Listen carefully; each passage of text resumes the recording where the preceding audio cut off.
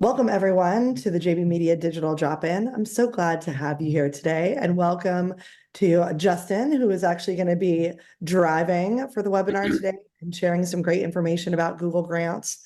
I wanted to just start out by reminding everyone that one of the things that we do here at JB Media Institute is we run a conference in November called the DIY Tourism Marketing Conference. And so we have been talking about this the last few months. That's our 8th year. It's a really great event. You can go to DIYtourismmarketing.com, which I'll put in the chat in just a minute, and watch the video and check out what we are doing this year. There's a lot of great information just about where we're held in downtown at the Renaissance Hotel. I'll be announcing this summer what kind of subjects we're going to cover. But if you're looking for digital marketing education, this is really like a 2-day deep dive where you get to work with all sorts of different instructors, learn all sorts of different things about SEO and digital advertising, social media, and you get to do it with some really great people that come from around the country. So again, I'll share that in the chat and definitely check it out. It'll be November 11th and 12th of this year. But for those of you who are new to the Digital Drop-In, my name is Sarah Benoit. I'm the co-founder and lead instructor of the JB Media Institute, and I host our webinars every month. We will be sending everyone a recording as well as the slide deck that Justin's going to share today. Probably tomorrow or early Friday, you'll get that. And so you don't have to remember everything we talk about. You'll have something to go back and to refer to in the future. And we'll also give you a heads up when we send that recording about what our next month's topic is. And I'm going to leave that as a surprise because I'm really excited about our guests next month. But I'm going to go ahead and pass it off to Justin. Keep in mind, I'll be monitoring the chat for questions, but you also have the Q&A, which makes it a lot easier for the speaker to see the questions that you're asking. So feel free to drop most of your questions in the Q&A. If for some reason you can't do that, feel free to put them in the chat and I'll be watching and making sure we catch those. And then, like I said, if you just hopped on, please feel free to complete the poll about your experiences. But take it away, Justin. Thanks so much for joining us today. Thank you, Sarah. I'm excited to present this. And I will ask the people save their questions till the end. And we'll get to those if you just maybe write them down or take a note. And you can put them in the chat too, but I'm not going to address questions until we get to the end. Let me share my screen. Welcome, everybody. My name is Justin Belleme. I'm the founder of the JB Media Group, and I'm the co-founder of the JB Media Institute.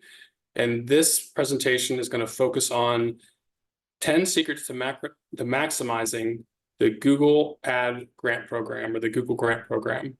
Before I jump into it, I wanted to preface that pretty much all of these best practices also apply to the standard Google Ads program or the paid Google Ads program. The reason why we put this class together is because the grant program is free. It offers up to $10,000 a month in free advertising for any 501c3 that qualifies. There are only a few organizations types that do not qualify. We're not going to go into all the nitty gritty about the program. We've done that before. We have lots of resources on our website for that as well. We want to talk today about the 10 best practices for getting the most out of the program. And like I said before, these also apply to paid Google Ads as well. But the thing is that most nonprofits, because it's free, they often overlook some or all of these best practices, and therefore they often don't get much out of the program. They conclude that it's not effective, and oftentimes they let it lapse and don't ever fully realize the value. So we're going to go through 10 different steps or things to consider to maximize it, and then we can talk about it at the end and answer questions. So we're going to cover specifically why keyword research is important at the front end of setting up any Google Ads campaign. We're going to talk about the importance of Google Analytics and Tag Manager and how those tools play into success with the Google Grant. We're going to talk about why proper design matters for your pages where you're sending the traffic to. We're going to talk about the value of strategic content development for your landing pages. We're going to talk about how unlocking the conversion tracking will give you additional targeting options and actually help you use your budget. We're going to talk about negative keywords.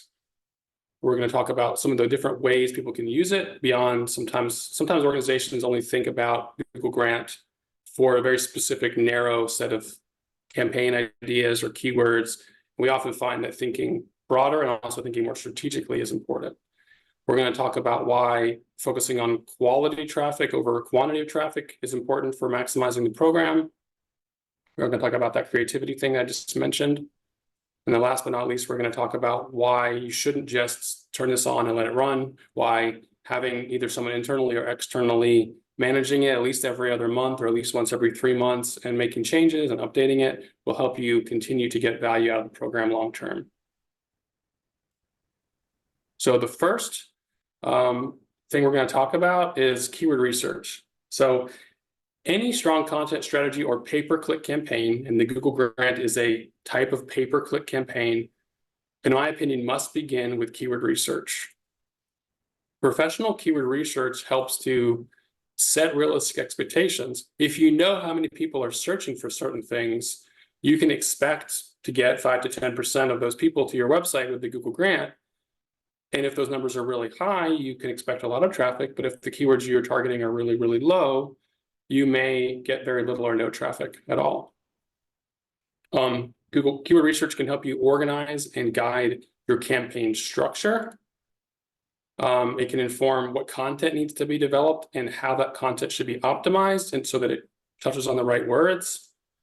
And so here's an example. This is for actually a proposal that we sent out last week for a regional nonprofit in New England in the conservation space, specifically conservation law. And just to give you an idea, when I ran a quick report, their website already ranked for over 21,000 keywords. So just without even creating any new content, they had 21,000 different keyword opportunities that they could be potentially getting more traffic from if they leverage the Google grant. That's not even counting keywords that may be too competitive that they weren't in the top 100 for, or they hadn't built content for yet, which of course, if we win that project, we will do a full research plan. We will combine their current rankings with new keyword research, and we will provide a strategy for their organic search to move up higher and also for their Google grant. So just wanted to say, like, a lot of times you can just start with what you're currently ranking for, and anything you're ranking below page 2 might be a good fit for Google grants, where it might be able to put you near the top with the Google ads, the free Google ads. So number 2 on the list is conversion tracking. So it's critical you set up Google Analytics 4 and Google Tag Manager to get the most out of the Google Grant program. We'll talk about why later, but I just wanted to set that up front. This is an early step that a lot of organizations skip, especially the Tag Manager part. And with Tag Manager plus GA4, they work together. GA4 is more of a tag and event-oriented analytics system than the previous version of Google Analytics. And so having a tag manager set up, which is another free program from Google, where you can tag, it automatically tags a lot of user activity on a page, and you can create custom tags, and then you can turn those tags into events, which can then be conversions, and then you can actually optimize your campaign for those conversions, which we'll talk about later. But because this is technical and requires more technical skills and what I would call like light programming or light development skills, a lot of nonprofits skip this step.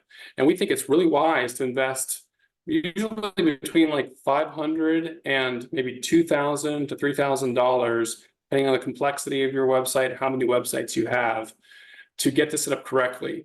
It's a one-time thing for the most part. If your site is pretty much, in a mature state where it has all of its main calls to action and conversions already on the site, you don't have to keep doing this over and over again. It's not something you have to continuously pay for or hire someone to do every year. It should be a one-time thing, maybe a little bit of tweaking with the professional support of a couple, every time you make a major change to your site, or you design a new site, or you launch a new section of your site. But for the most part, once it's set up, it'll just be good to go. And a lot of times it's overlooked in the launching of sites, or especially for sites that were already built before GA4 came out last summer. So here's a really small nonprofit that we work for with a Google grant. And you can this might be hard to follow, but just with Tag Manager, we're tracking page views, whether or not it was the first visit, whether or not the user was engaged, how far down they scrolled, whether they clicked on things, whether they started videos, whether they scrolled through 75% of the page, whether they finished the video, whether they signed up for the newsletter, or whether they clicked on a link to YouTube. We're tracking all these things on one landing page for one really, really small nonprofit. This is a nonprofit with one volunteer staff person, no paid staff. They raise money every time they need to do anything. So they raise money for this project, they raise money for the landing page that they need to add to the site, they raise money to pay a programmer a couple $100s to set this up. And we were able to maximize their Google grant within a few months, getting $7,000 of traffic in just 1 month for free from Google Ads, which constituted 70% of all the traffic to their website. So this investment they made in the Google grants pretty much changed their organization. And now we've trained them to manage it, and they're doing it on their own with the one volunteer. So it doesn't mean a long-term investment, but you have to set it up correctly to get the value from it. And that's really the whole purpose of this presentation. So landing page design is also really important. There's oftentimes we see nonprofits that just have long blog posts with no real clear calls to action, just lots and lots of text. And those work well for the Google grant algorithm to be qualified to get traffic. But when traffic lands there, they might just read it and leave. They might never understand what your organization does. They might not know what free programs you're offering or what free resources you're giving away, or how to get involved, or any other things that are really important for your marketing and for collecting email addresses and for building your audience, which we'll talk more about later. So building the landing pages, and you can just really just design one template and reuse it over and over again. You can even, we've done this for a lot of clients, we've redesigned their blog templates or their landing page templates of their entire website with one redesign, so that all the pages have appropriate information about the organization, so that anyone who lands there kind of basically learns the basics and knows what the next steps that the organization wants them to take are. So by doing this, by creating a more engaging and interactive design, by building those pages that load quickly, which is also another step of proper landing page design, building fast loading pages that when people see the page loading for a long time, they'll click back and they'll click a different ad or a different option. And the design best practice is to make them, feel welcome, feel the organization is professional, and also, like I said, showcasing the next steps people want to take, or they want them to take, are all part of one sort of best practice of making really professional pages. So adding videos and infographics can be helpful for this. Videos and infographics, people stop and they watch, and that increases the time on site. And that's a factor that Google considers in their algorithms. You can add contact forms, ideally to free resources people can download versus a simple newsletter sign up. People are more likely to give you their information to get something rather than to get future newsletters from an organization they don't know much about. So it's possible to build a little design element that's you can repeat on a bunch of pages that's like your best resource, or you can build a few of them if you have different resources for different sections of your site. You want to link here related content. So you want people to not just visit one page. You preferably want them to take multiple actions or sign up for something. That's the best case scenario, or become a donor, but that usually doesn't happen on their first visit. So figure out what that easy yes is and build your site to encourage those next steps. So here's an example. We work for a national recycling policy nonprofit, and this is their landing page for community recycling programs. If you search community recycling programs in Google, this page comes up number one, both an SEO and a Google grant opportunity. And you can't really see it very well from the scale I've got it scaled to, but these horizontal blue and green bars, and there's actually a few more of them. I just took the beginning and the end of the page, but there's a few more actually in between. So it alternates between blue and green, blue and green. Each one is a different call to action. They have a free resource. They have a toolkit. They have a grant program that gives grants to communities to start their own community recycling programs. And then they have a free resource library for this industry or segment. So as you scroll on the page, after every major section, there's there's an action you can take. You can sign up, you can download the free toolkit. You can go learn about the application program for the grant. You can put yourself on the waiting list for the next grant application cycle. You can you can join their online community where there's a library of resources and other people who've launched community programs. Basically 3 or 4 things you can do, which are related to this page, which is a guide or best practices overview of creating a community recycling program. So the giving away free education and giving really clear direction on what hopefully people who are interested in this can do. And the different calls to action kind of relate to different audiences. So sometimes a HOA president wants to create a program for their HOA or their apartment building. Other times it's a community activist at a nonprofit that wants to do a community recycling program and spearhead that. Other times it's a government person working for the city or county who is tasked with rolling out and researching a community recycling program. The different calls to action are relevant to different audiences. And so the table of contents at the top helps people find the content that's relevant to them. The call to action below that is relevant to them. It's all really well thought out, strategic. This is like a 3-month process, planning this out, creating this content, getting it up. Now it's #1 in Google, and they're getting, they're getting all the traffic for this topic.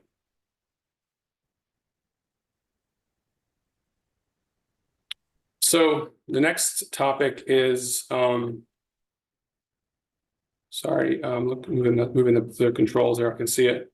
So the value of creating quality content, I think that last example shows it. If your content is strong enough and it goes to #1 in Google, you might not even need to use the Google grant or a Google ad campaign. You might actually get 30 to 50% of all the traffic organically, and you can save your resources for the Google grant for something else. In this client case that I just shared, they got #1 for community recycling programs and #1 for a topic called circular packaging. Circular packaging is a subtopic of a bigger topic of the circular economy, which is too competitive for them. So maybe their Google grant should be used for that more competitive keyword. And maybe in the case of recycling programs, there's a more competitive general keyword they can use the grant for, because they've nailed #1 on both of those other topics through organic content. And the reason is because when we rated the content, we optimized it. We weren't sure how high it would go, so we just went for the top, and we happened, in that case, happened to get top positions, but that doesn't always happen. So we want to create the content with the goal of high ranking. And the truth of the matter is the same steps to get a high ranking on Google organically are the same steps for a page to do really, really well in the algorithms for the Google grant. So if you do a really good job with the content, it'll be prepared to perform well in the Google grant if it doesn't do well enough in organic to kind of void that opportunity. So your content must match your keywords. Google uses a complicated algorithm. They use separate algorithms, but they're similar for both programs, for organic and for paid. So you want to just go after the right different keywords, which is a separate topic than this, but we can talk about that another time. We have presented on that at other times, how to choose the right keywords and things like that. But if you understand that process, it applies for Google grants. Another thing to consider is you cannot use one landing page for all your Google ad groups, and you shouldn't use your homepage as a catch-all, because your homepage usually is just the front door. It's the general overview of your organization. It probably doesn't go into much detail about these niche competitive keywords, not to enough detail to really appeal to either of Google's algorithms. So while the homepage can work for certain campaigns, like people looking for you by your name or maybe one keyword or one group, you want to have different pages for all the other advertising groups, which have a group of related keywords in them. And that'll also help you with the organic ranking for those same keywords. So that kind of, to summarize, creating the right content helps you appeal to both the paid algorithm and the search algorithm.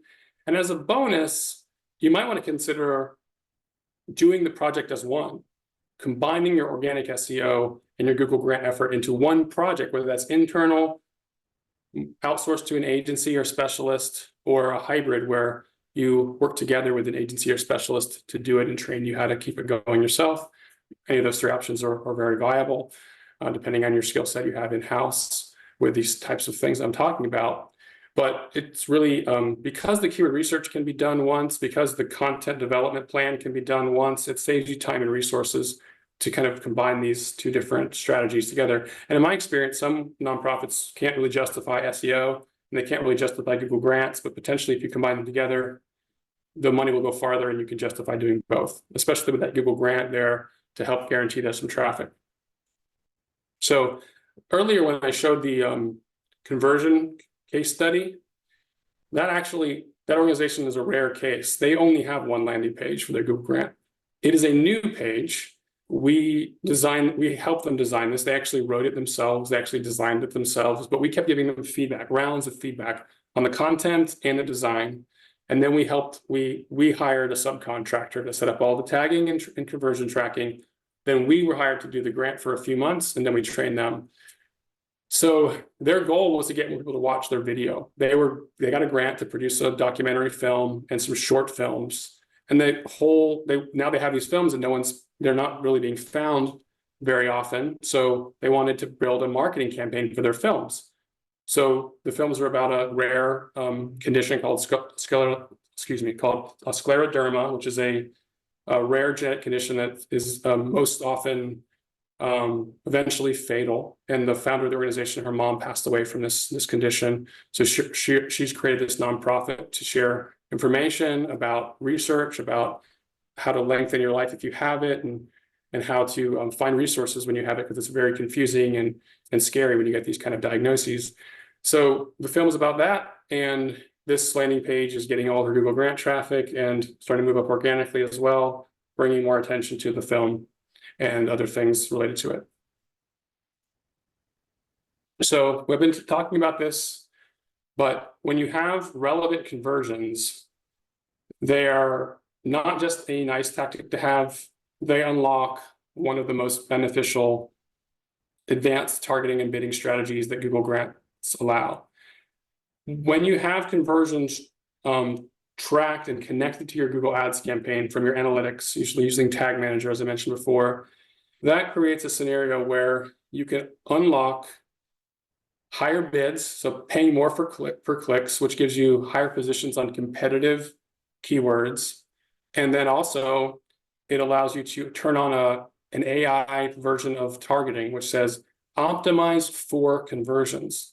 What that does is it allows Google to track which keywords and which even demographics of people are most likely to take the actions you're tracking and show the ad more often to those keywords and those people dynamically and automatically. And that is extremely powerful in unlocking more impressions, more clicks, higher bidding, which means higher positions for your ads.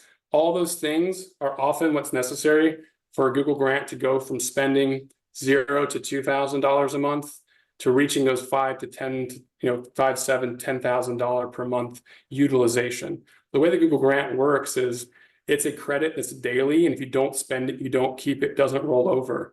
So in a day, if a day goes by and you spend $10, if you do that every day for the month, you're going to spend $300. If you spend $200 a day, you're going to spend about $6,000 in the month. And ultimately, your goal is to spend the entire $330 every single day, utilizing the full $10,000. If that happens, we'll get into strategies later to maximize it. But the first goal is actually get yourself to full utilization. And this is one of the most important steps. And it requires that technical setup that I talked about earlier. It also is helpful if you have really well-designed pages with really clear calls to action that people actually take, because it only works if people complete the conversion and Google can track it. If it has a conversion on it, but no one's doing it, this doesn't enable this. You have to have, I think, 15 conversions a month across your account before you can flip a switch and turn this advanced option on. So you have, ideally, have multiple conversions tracked. Some maybe they can just indicate people are enjoying the content, and others that they're taking those more advanced actions that you're tracking, like signing up for programs, downloading resources, making a donation, things like that. So now we've kind of gone over the basics. If you just nail all those things we talked about so far, you're going to have the successful Google grant, most likely, and also potentially great organic traffic as well. So now we're going to go into some slightly more advanced tactics and kind of more general mindset and strategic thinking elements to take it to the next level. One of those is to build a negative keyword list. So because the Google grant is free, most organizations and even some professionals that I've seen, actually quite a few, default to what I consider lazy Google Ads optimization. Lazy optimization means all you care about is getting the most clicks. And unless it's fully maxed out, you don't use the different tactics to get the best quality traffic. And one of those tactics is the negative keyword list. So you can add a keyword list that if any of those words in the negative list appear in the search query, it will block the ad from appearing.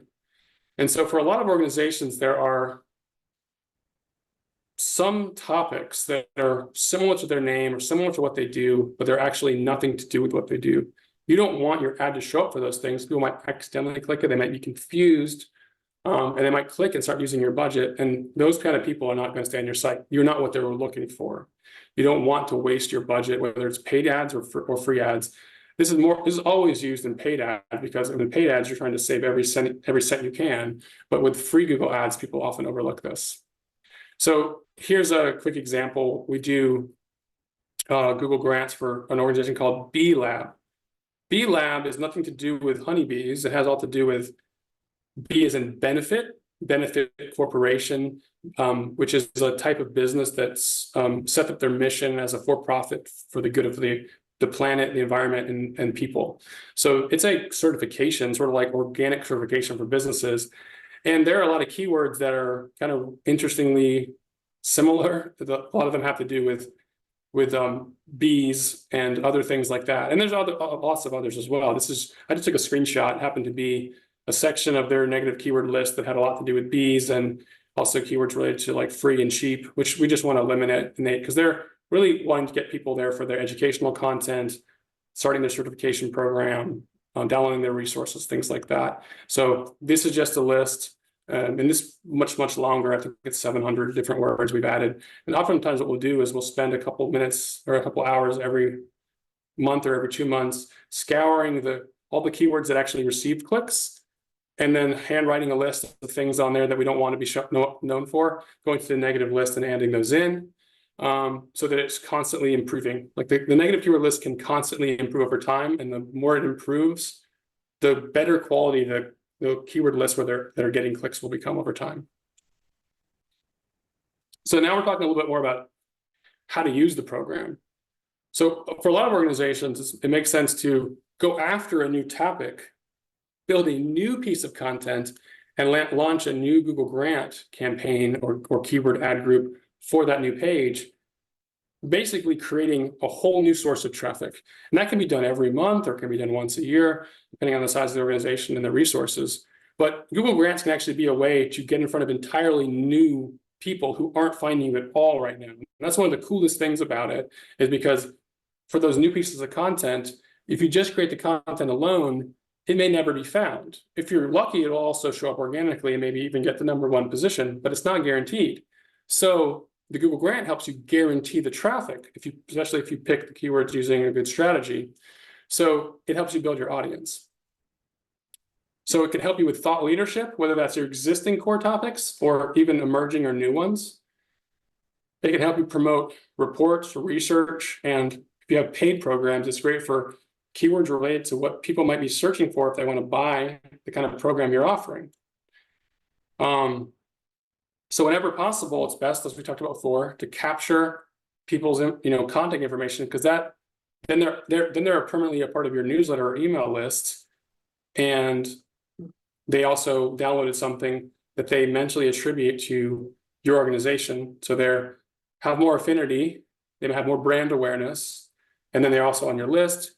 If they like what you provided, they might join your programs, they might tell friends or colleagues, they might attend your events, they might donate to your organization, depending on your structure and what your goals are. But you're not going to get any of those things if you don't get people looking for the right topics to your site and you don't capture them somehow. So this is a kind of another level of depth with the negative keyword list. The negative keyword list is just one of the tactics necessary to improve the quality of your traffic from Google grants. So as I said before, lazy optimization, and most organizations and some professionals by default will focus on utilization and maximizing number of clicks. But sometimes the keywords with the most clicks aren't relevant enough. And So you might get a lot of clicks and only a tiny percentage of those people actually are looking for what you have.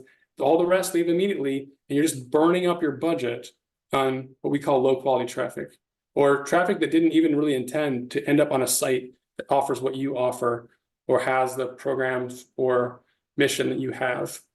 So while it can make sense in the very beginning to just go broad and try to get as much traffic as you can to reach utilization or full utilization of the program, once you reach that, it doesn't mean you're done.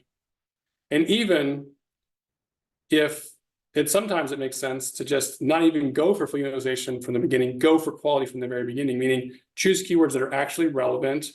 And that what that really comes down to is putting yourself mentally in the mind of someone searching.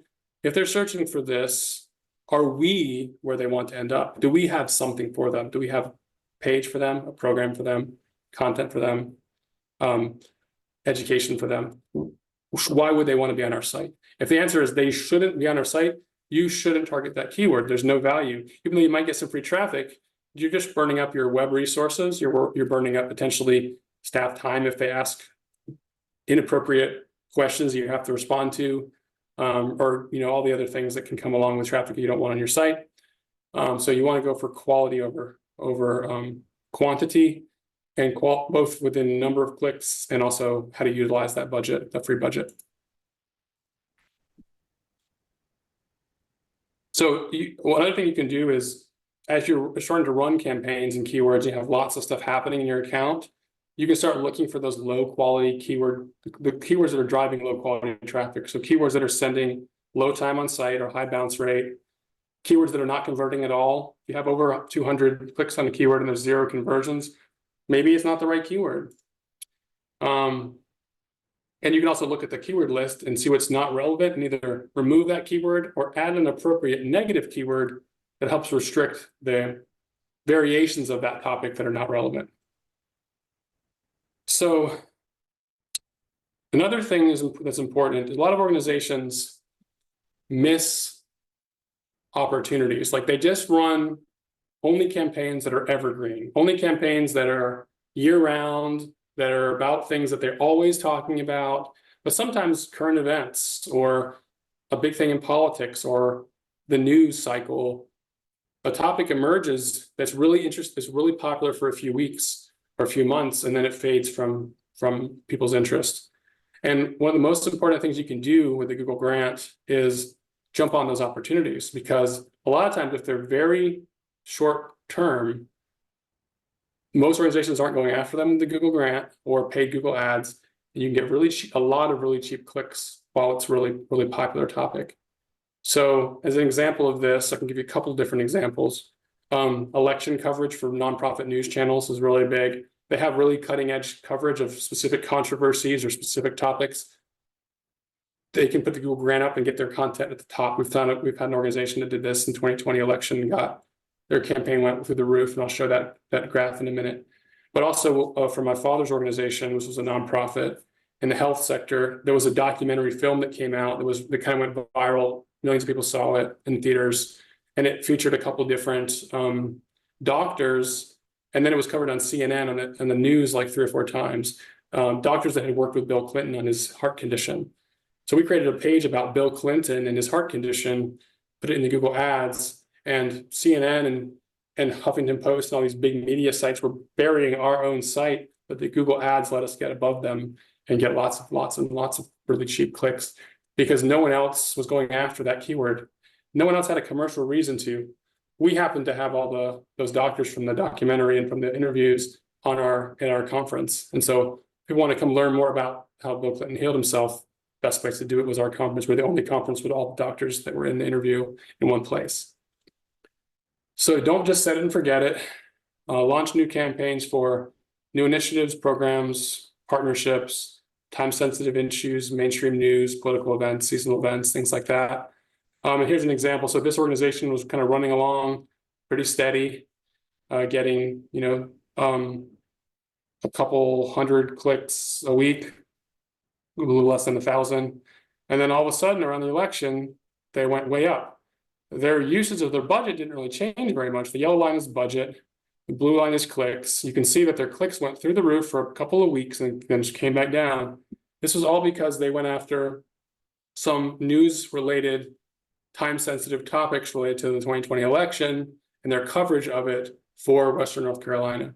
And so they got lots of clicks for that short period of time, and then it kind of died down. We've seen the same kind of graph come up for like seasonal events at nonprofits that have event fundraisers, other things like that, where there's lots of search around the holidays for their event, and then it drops off. They can get a lot of that traffic if they have the grant set up correctly. So the last one, I think this is, you don't want to just, kind of going along with the last one, not only do you have short-term opportunities, but sometimes your long-term priorities change. Sometimes you change your mission. Sometimes you launch new programs or sunset old programs. Sometimes your whole goals can change. You want to adjust your strategy for Google Ads and for paid search anytime those change. So you want to have a process where someone is taking, at least once a year, ideally 3 or 4 times a year, taking a look at those things and making those changes. Also, if you don't make any changes for 90 days, if no one logs into your account for 90 days, Google will automatically pause it. That's not a big deal unless no one's paying attention, and they can go pause for months or years. This often happens when the person managing it leaves and they don't train the new person, or no one remembered that they were managing this program and that goes dormant, or things like that can happen. Or some organizations use interns or volunteers to manage it, and then those people leave and then no one manages it. And then even if it's set up perfectly, after 90 days, it's going to just turn itself off, and you can turn it right back on. But if no one does that, it's just going to stay off, and you're going to miss out on a lot of opportunity and traffic. So that's my whole presentation. Looks like we have a little bit less than 15 minutes left. Would love to take some questions. Justin, we've got one question in here from Peter. Could you just, I'll pull the link and share it, but can you share a little bit about the sign up process? Like, what do they have to do if they sign up? And I'm going to share the link for how they can go and check it out. Yeah, sure. I'm a little bit removed from the process right now, but I've been following it because it's changed recently. And we've been testing the new process, and we have some new clients that are going through their sign up right now. So it's a several step process, but it's not very involved. You don't have to write a grant application. You just have to confirm your eligibility, and that's a 2-step process, I believe. The first step is joining the Google for Nonprofits program. Everyone who's eligible for Google for Nonprofits is automatically eligible for the Google grant. So what you need to do is first is get enrolled in the Google for Nonprofits. And I believe it's just like a 1-page application. You put in your EIN, your mission statement, maybe a link to some sort of like repository of annual reports or something like that. I think you have to upload some specific standard 501c3 annual reports. And then there's a third-party vendor that verifies that you are a 501c3 and you don't fall into any of the disqualification categories, which are primarily for hospitals and higher ed or private schools are 2 of the main categories that don't qualify.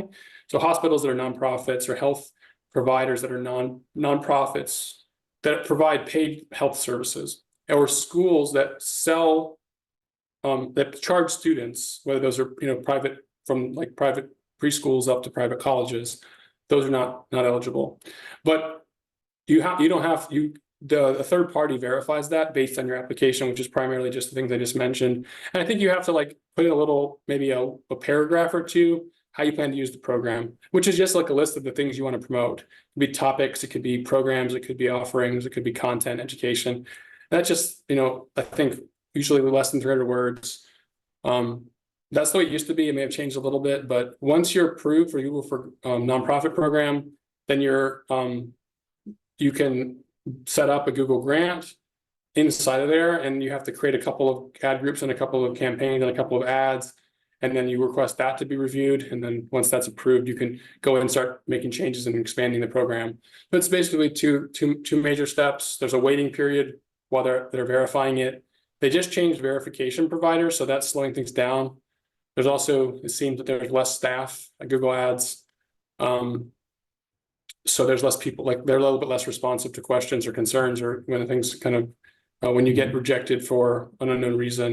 And they can reject you for if your site is super slow or has malware on it or other technical things, and that's often the hardest to diagnose. That's usually when we bring in advanced outside support for our own team. When we see that, it's happened a few times this the last 12 months, at least 2, where a nonprofit was rejected, not because they weren't eligible, because their site didn't meet some quality guidelines.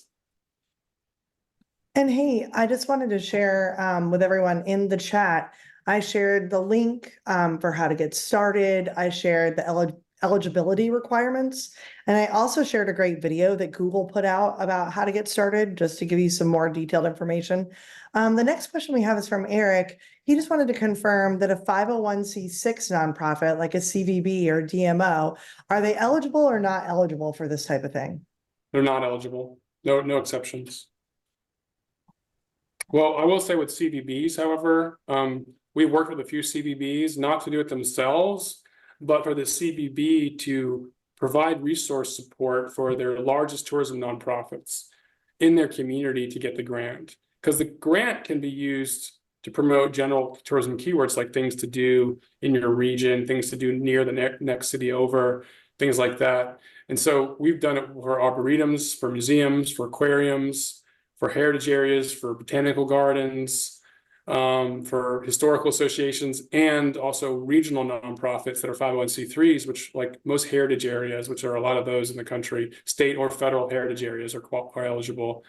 And so we often do it for those organizations directly, but in 2 or 3 cases, we've had a DMO that said, why would we want to spend $10,000 on Google Ads when this flagship nonprofit can receive it for free? We will grant them a little money to run the program, and then we will guide some of the strategies so it benefits the DMO as well. So the DMO can help produce some new content for the nonprofit site that maybe is a summary of things to do in that area, featuring that organization first, but also linking back to key pages in the DMO website, like maybe the whole outdoor activities section or the whole downtown guide for that destination or region.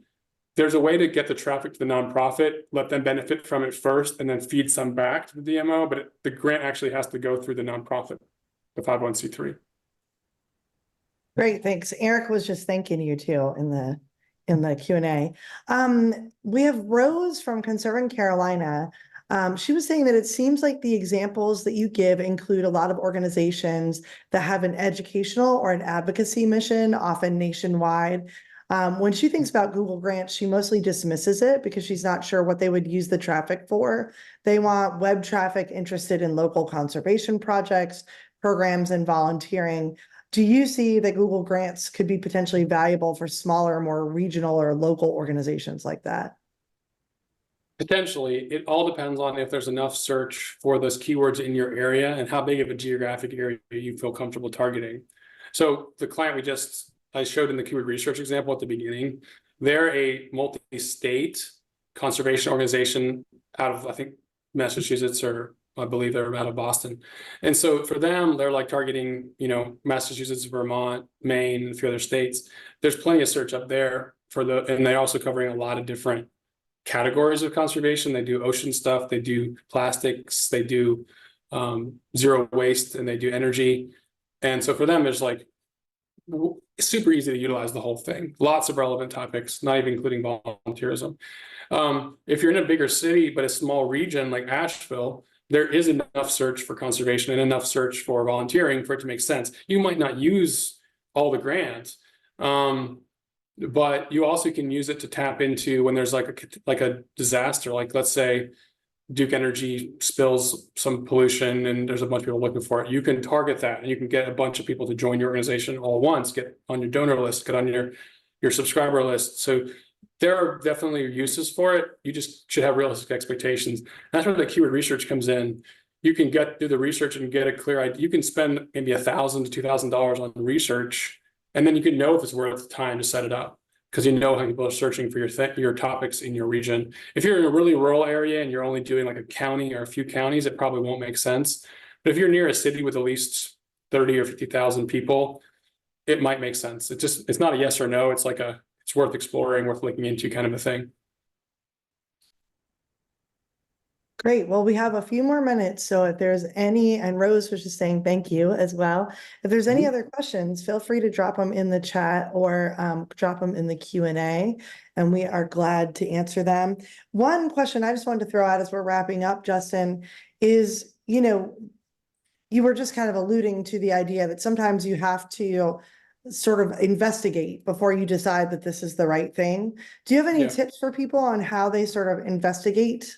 I mean, again, I shared the links, but I was talking to some of the other JB Media Group team members, and I know Peter was suggesting that it's worth it to go and sort of look at Google Grants and watch some of the stuff they have. Just curious if you have, for especially the new people who haven't even begun to dip their toes in, like what's the best way to sort of get started? Well, if you're in the category of, I don't know if there's enough, if you're an organization that's like in a small region, in a non very populated region, and you're on a really, really niche topic, the question is it worth it to put in the time and resources to set up a grant and then manage it? And the step to do that is actually keyword research, like the number one, best practice number one in this presentation. And that is, if you're on the fence about it, it's relatively hard for a novice researcher to determine like if it's a good fit or not, because most novice researchers don't think broadly enough or do the right strategic lenses to like identify all the opportunities. And thinking about keywords, if you're like embedded in an organization, you usually think about them in a pretty narrow, sometimes a restrictive way. So it may make sense if you think it might be worth it, and you have a little bit of resource to outsource the research, which is like I said, can be a $1,000 to $2,000 project. If that's too much money, then you might not be able to make a really professional decision. You have to maybe do it yourself. Part of that is also having the right tools. So we have professional tools that cost like $200 a month to use that we can use for our clients. And that allows us to get all the data that we need to make those decisions. Without those pro tools, it's very hard to get enough data. Google has some free tools for people who are already inside of Google Ads. So if you set up an account but don't take the time to actually build it out, you can use their tools, which are pretty helpful, but they're not as useful as the ones we use. We use a tool called Ahrefs, which is ahrefs.com, about $200 a month. Super, geeky data analytics for research, and it provides more data than you can possibly need. But we export it all and then get rid of some of it for our clients when we're doing this kind of work. If you're national and you have topic people are looking for, it's almost always a good fit. Regional, some can fit, in between. Yeah, yes and a no, and research can be helpful. All right. Well, I just want to say thank you so much, Justin, for joining us today to talk about this subject. I really appreciate you sharing your expertise, and always that just the JB Media Group team is available to help people navigate these waters, because I think it's a lot of work. To everyone who's been here today, thank you so much for joining us again. Just a reminder, you can check out all the different things that we're doing at JB Media Institute by going to jbmediainstitute.com. If you scroll down, you'll get to see some more information about our DIY tourism conference this fall. And I'm also doing a great demystifying AI ethics roundtable each month. And if you are part of our email list, which most of you are because you've signed up for our webinar, you'll get a code to join for free. You can join every month or 1 month, but come and sort of learn about AI ethics and what's going on in that world.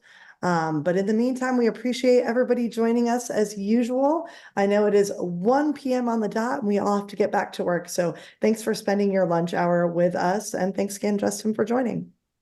Thank you. Thanks, everyone. Have a great day.